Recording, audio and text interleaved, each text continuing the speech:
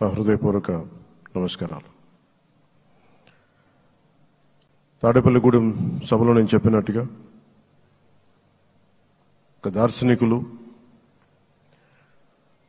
4 దశాబ్దాల సుదీర్ఘ అనుభవం, ఎన్నో ఒడిదుడుకులను ఎదుర్కొన్న తెలుగుదేశం జాతీయ పార్టీ అధ్యక్షులు శ్రీ నారా చంద్రబాబు నాయుడు గారికి నా హృదయపూర్వక నమస్కారం.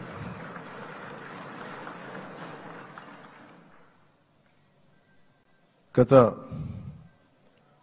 దశాబ్ద కాలంలో రాష్ట్ర విభజన జరిగినప్పటి నుంచి ఆంధ్ర రాష్ట్ర ప్రజలు నలిగిపోయారు, నలిగిపోతున్నారు. గత 5 సంవత్సరాలుగా మరి రాష్ట్రంలోని విపత్కర పరిస్థితులు తెలుసు. మనందరం సమిష్టిగా పోరాటం చేసి కలిసికట్టుగా ఉండి అద్భుతమైన మెజారిటీలతోటి 164 శాసనసభ స్థానాలని ఎన్డీఏ కూటమి దక్కించుకుంది. అద్భుతమైన విజయం. 21 పార్లమెంట్ సభ్యుల్ని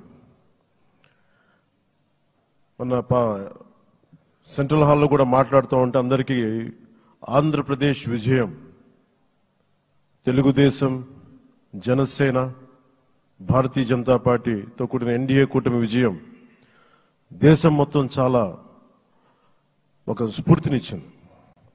ప్రతి ఒక్కరి విజయాన్ని వారి వారి రాష్ట్రాల్లో ఎలా దీన్ని ముందుకు తీసుకెళ్లాలి, ఒక్క ఓటు చీలకుండా అలయన్స్ అంటే ఎలా ఉండాలి అనేది మన ఆంధ్ర ప్రాంత ప్రజలు, మన ఆంధ్ర రాష్ట్ర ప్రజలు మనందరం కలిసి కట్టుగా చూపించాం. 2021 మార్చి 14 ఇప్పటం సభలో నేను ఒకటే తెలియజేసుకున్నాను, ఆ ప్రభుత్వ వ్యతిరేక ఓటుని చీలనివ్వను.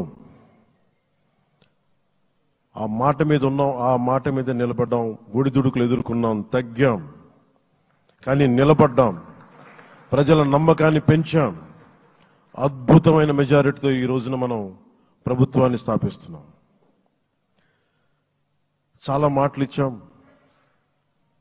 పొద్దున కూడా జనసేన లెజిస్లేటివ్ పార్టీ మీటింగ్లో నాయకుడిగా ఎన్నుకున్న సందర్భంలో మాట్లాడుతూ మనం చాలా మాటలు ఇచ్చాం. ఇది కక్ష సాధింపులకి సమయం కాదు, ఇది వ్యక్తిగత దోషులకి సమయం కాదు. ఇది 5 కోట్ల మంది పైగా ప్రజలు మన మీద నమ్మకాన్ని పెట్టుకున్నారు. మన మీద మనందరం ఉమ్మడిగా, మనందరం సమిష్టిగా ఆంధ్రప్రదేశ్ ప్రజలు ఏ అభివృద్ధి అయితే కోరుకుంటున్నారో మనందరం సమిష్టిగా దీన్ని ముందుకు తీసుకెళ్లాలి, అభివృద్ధి పథంలో నడిపించాలి.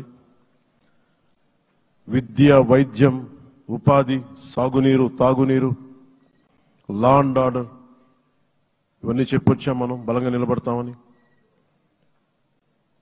అలాగే మేనిఫెస్టోలో, ఉమ్మడి మేనిఫెస్టోలో చాలా మాటలు ఇచ్చాం.